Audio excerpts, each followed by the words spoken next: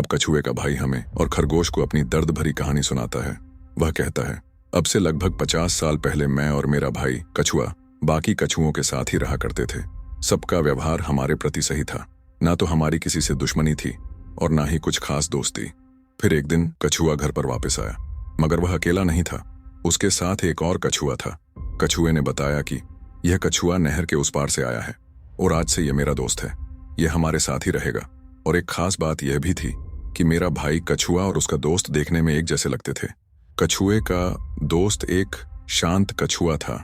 वह कम बोलता था और सिर्फ अपने काम से मतलब रखता था। वह एक समझदार जीव था, मगर वह हमारे साथ रहकर खुश था। मगर फिर अचानक जंगल के अंदर एक बीमारी फैलने लगी, जिसका शिकार ज्यादातर कछुए प्रजाति के जीव थे। इस बीमारी से जीव तड़प तड़प कर मरने लगे। किसी को समझ नहीं आ रहा था कि यह बीमारी कहां से और कैसे आई। सब घबराए हुए थे, क्योंकि किसी के पास इस समस्या का हल नहीं था। और इसी तरह जंगल के अंदर जन्म हुआ अंधविश्वास का। कुछ कछुओं ने यह अफवाह फैला दी कि ये सब उस नहर पार से आए हुए कछुए की वजह से हुआ है। जब से वह आया है, तब से ये बीमारी फैलने लगी है और जीव मर रहे हैं। उन्होंने कहा, हम सबको उसे मारना होगा, तभी यह आपदा हमसे दूर होगी। कछुए और मैंने उन सभी को काफी समझाया, मगर वह न रुके और उन सभी ने मिलकर कछुए के दोस्त को मार डाला। एक बेगुनाह की जान जाने से मैं काफी उदास था, मगर अभी मुझ पर दुख का पहाड़ टूटना बाकी था।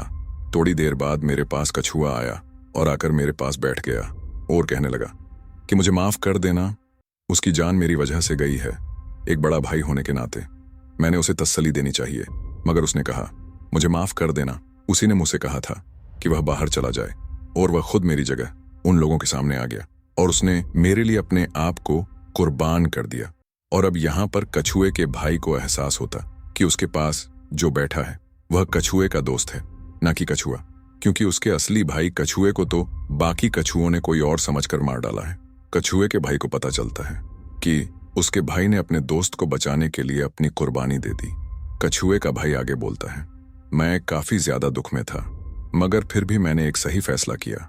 मैंने कछुए के दोस्त को ही अब अपना भाई मान लिया था। हम दोनों ने उस बस्ती को छोड़ दिया और बाकी सभी कछुओं से भी नाता तोड़ दिया। समय बीतता गया और मेरे अंदर की नफरत और गुस्सा कम होता गया, मगर ऐसा कछुए के दोस्त के साथ नहीं हुआ। उसका गुस्सा दिन बा दिन बढ़ता गया। वह अपने दोस्त कछुए का बदला लेना चाहता था। उसके मन में एक कभी न बुझने वाली आग सुलगी हुई थी। उसे सिर्फ एक मौके की तलाश थी। इसी तरह वह समय आया जब भेड़िया ने सारी योजना बनाई। भेड़िया ने कछुए के दोस्त को अपनी पूरी योजना बताई और कछुए का दोस्त शैतान से सौदा करने के लिए राजी हो गया।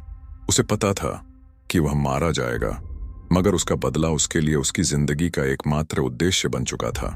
कछुए का भाई खरगोश से कहता है, कछुए के दोस्त ने तुम्हें दौड़ में हराकर अपनी शक्ति को जांचा था, और फिर उसके बाद जब कछुए का दोस्त अपना बदला लेने जा ही रहा था, तब मैंने उसे रोकने की कोशिश की। मैंने उसे कहा कि मैं तुम्हारे बाद अकेला रह जाऊंगा। तब कछुए के दोस्त ने मुझे कहा, हम सब हमेशा से अकेले ही हैं और अकेले ही रह जाएंगे, और वैसे भी आज तीसरा दिन है।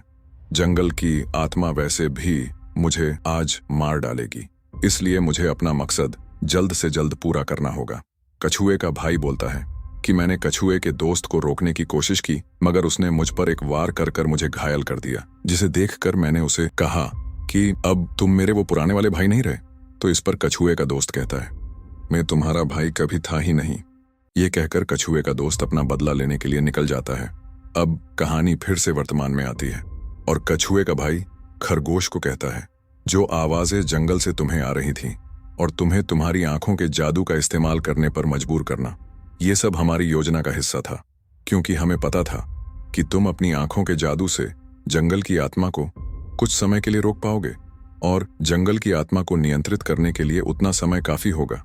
ये सब हमारी योजना का हिस्सा था। जब तुम पहली बार मेरे पास आए थे, तो तुम्हारे जाने के बाद मेरे पास भेड़िया आया था, जिसे फिर मैंने तुम्हारे पीछे भेजा था, और इस तरह हमारी जंगल की आत्मा को नियंत्रित करने की योजना पूरी हुई थी।